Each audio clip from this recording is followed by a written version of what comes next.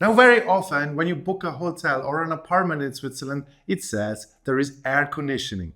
And sometimes that's true, but sometimes it's more air than conditioning, okay? You walk into the room and there is an AC unit on the wall and there's even a controller we all put so much faith into. Now, it can happen and in Switzerland, you're not actually getting air conditioning, but ventilation. Now, there are a few reasons for this. First off, Swiss summers have never really been that hot, so it worked perfectly fine without. Then, Swiss buildings usually have thick walls, thick stone walls, and smaller windows, so the houses don't heat up that much. Also, you can't just install air conditioning everywhere, okay? You need permission, and for a lot of buildings, especially older or protected ones, it's a lot of hoops you need to jump through. Should you worry a lot now? No. It will never be as hot as you imagine right now, okay? It might be a couple degrees above what you call perfect, but let's just call it part of the Swiss experience. And what can you do if your room is a bit too hot? Make sure to keep the blinds and curtains closed during the day and open a window when the temperatures drop outside. But try to keep the lights off, then mosquito screens are about as popular as AC units in Switzerland. Now, before I introduce you to the next difference, let me quickly introduce myself. This is Switzerland Insider. My name is Greg, I'm Swiss, and my goal is to help you experience Switzerland like a local. So in the US, when you book a double room, it often means 2 big beds, sometimes even 2 king-size beds. 4 people can easily sleep in that room, no problem. Now in Switzerland, that's not what a double room means at all, okay? Here a double room usually has 2 bed frames with 2 twin mattresses pushed together. It's meant for 2 people and not 4, okay? You each get your own blanket and there is often a small gap in the middle so that cheeses can have a good night's sleep as well. So if you're traveling with kids or friends and you're hoping to fit 3 or 4 people in one room, you'll probably need to look for a family room or a bigger apartment or just book 2 hotel rooms, okay? To help with that, I've added the link in the description with better options so you don't have wasting money booking multiple hotel rooms when you don't actually have to. In Switzerland, most hotel rooms are actually smaller, so don't expect to stay inside forever, but head out where the next difference might already wait for you. Now, when you take public transportation in Switzerland, you don't go through any gates or turnstiles to get on the train, bus, or tram, or whatever you do, okay? You just walk on, no one checks your ticket when you board, and that makes a lot of people think, oh, cool, I guess it's free. But it's not. It's Switzerland, okay? Switzerland, in this case, though, runs on the honor system, but there are random checks, okay? Ticket inspectors can show up anytime, and if you don't have a valid ticket or pass, you'll get fined and need to buy a ticket on the spot also. And this isn't just for long distance trains, it applies to local trams, buses, everything.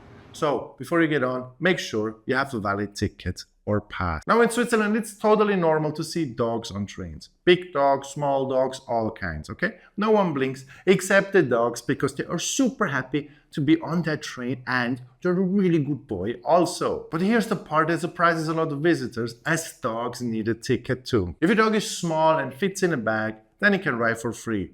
But if it's not that sort of like bag-sized dogs, you need to buy a half-fare ticket for it, okay? It doesn't matter if your train's empty or if you're just going one stop, you have to buy a ticket, okay? And it's not just dogs, it's bicycles too.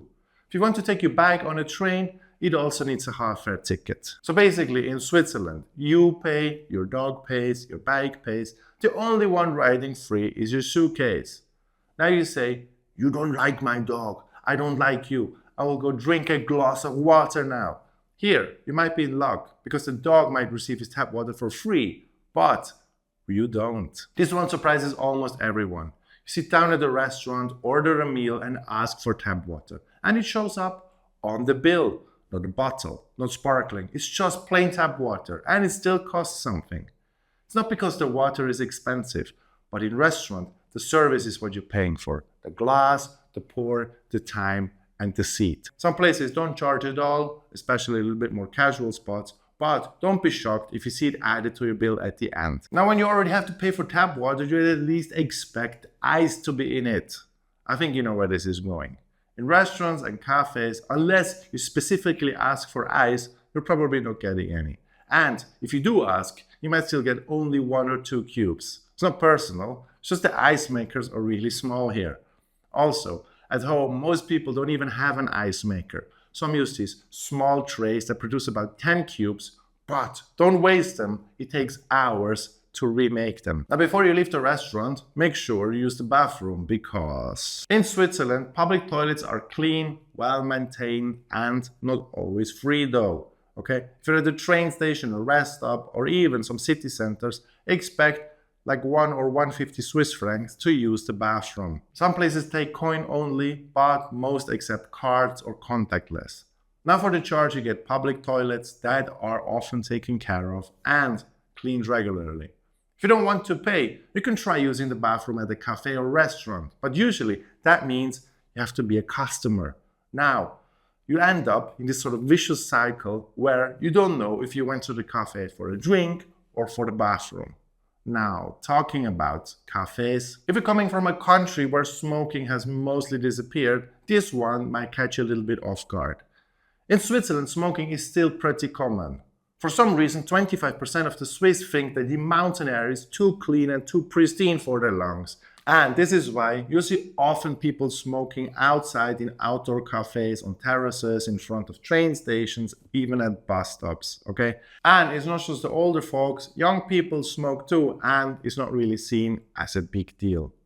Indoors, smoking is banned in restaurants and public spaces, but once you step outside, sort of anything goes. So if you're sitting down for dinner outside, don't be surprised if someone at the next table lights a cigarette between courses and you eat your schnitzel sort of extra smoky.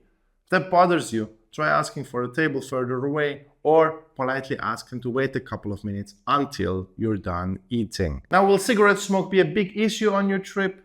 No. But I still think it's important you're aware of the situation. And the last point is that most toilets in Switzerland have 2 flush buttons. One small, one big. The small button uses less water, the big one uses more. That's it. It's a simple way to save water for when you go number 1 or number 2. But the water saving in your case will most likely go right out the window because you need to figure out how to cope with that immensely weak flush that Swiss toilets have. I won't say much more about it now, but I'll leave it as a surprise for you for when you get here. And this will be the only surprise though, because all the rest can be prepared super well with my travel guides. They are a fantastic way to plan and expect the vacation you actually deserve.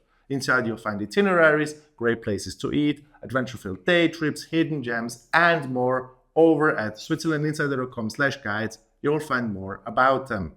Thank you very much for watching this video. See you soon around in Switzerland. Bis bald und tschüss.